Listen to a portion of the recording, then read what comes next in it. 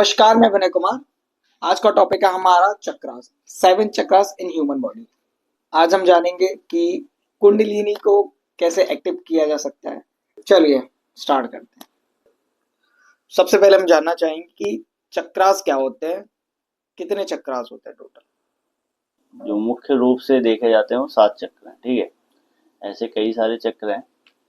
चक्रों का क्या है कि हमारे शरीर के अंदर 72,000 नाड़ियां होती हैं और उन 72,000 नाड़ियों का जो समूह हमारे एक जाल की तरीके से शरीर में रहता है। तो जहां जहां वो जॉइंट बनता जाता है, नाड़ियों का एक साथ गुच्छा सा बनता जाता है, उस गुच्छे को, पर्टिकुलर एरिया को एक चक्र के रूप में प्रेजेंट करते हैं। ठीक है, तो कई सारे चक्र हो जाते हैं, लेकिन जो मुख्य चक्र बताए गए वो 7 चक्र बताए गए हैं। वो हमारी जो रीढ़ की हड्डी है, हमारी जो स्पाइन है, तो वो रीढ़ के जो निचला भाग है वहां से लेके सिर के ऊपर तक के भाग पे वो सातों चक्र रिप्रेजेंट करते हैं। वो 7 चक्र हैं। मूलाधार, ठीक है, स्वादिष्टान, फिर उसके बाद आता है मणिपुर, अनाहत और विशुद्धि, फिर आज्ञा और सहस्त्रा। तो ऐसे 7 चक्र हैं जो मेजरली माने जाते हैं। मतलब सुना हुआ है कि सिर्फ 6 चक्र मेन होते हैं। 60 चक्र में मतलब 6 चक्र जो आप बात करेंगे तो वो 6 चक्र होते हैं हमारे बेसिक से मजबूती लाना, ठीक है, सिद्धि प्राप्त करना, ऊर्जा का स्रोत को बढ़ा के एक लेवल पे लेके जाना, एक जो ऊर्जा का प्रवाह हमारा नीचे की ओर बह रहा होता है मूलाधार की तरफ, उसको आज्ञा की तरफ लेके जाना। अब जब आप उस 6 चक्रों को एक्टिव कर लेते हैं तो आप पर्टिकुलर एक स्ट्रांग पर्सन बन जाते हैं, एक योगी की श्रेणी में आने लगते हैं। 7वां चक्र जब खुलता है तो फिर वो चक्र की संज्ञा लेने लायक जो स्थिति है जिस व्यक्ति की, वो रहती ही नहीं है, क्योंकि 7 चक्रास में जो 7वां चक्र है वो यहाँ पे आता है, ठीक है, ब्रह्मरंध्र की तरफ।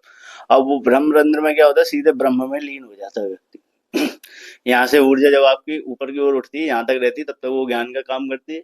वो ज्ञान आपके काम आता है, संसार में रहने के काम आता है। संसार में रहने के साथ साथ आप लोगों को वो ज्ञान दे सकते हैं, समझा सकते हैं, उनके काम आएगा। लेकिन जब आपका ब्रह्मरंध्र खुलता है तब आप सीधे ब्रह्म में लीन हो जाते हैं। ऊर्जा शक्ति है, ये क्या चीज है, इसको थोड़ा सा समझाएं। जितने भी जीव हैं वो सबके आकार अलग अलग हैं, सबके काम अलग अलग हैं, सबका योगदान अलग अलग है, लेकिन उन सबको चलाने में जो एक चीज आती है वो आती है ऊर्जा। ठीक है, वो ऊर्जा जो है वो शरीर के अंदर विद्यमान होती, तभी हम एक्टिवनेस के साथ बैठे हैं, सुन पा रहे हैं, देख पा रहे हैं, बोल पा रहे हैं, ये सारी चीज। जब ऊर्जा क्या है, जो ऊर्जा जब नीचे से ऊपर की ओर उठती है, जब वो ऊर्जा का क्षेत्र नीचे की तरफ विचरण कर रहा होता है, संसार में रहने के बारे में सोच रहे हो तो संसार में किस तरीके से रहना है हमें, वेस्ट से जब उठती है वो ऊर्जा को समय समय पे बढ़ाता जाता है, प्योर करता जाता है, ऊपर की ओर उठाता जाता है।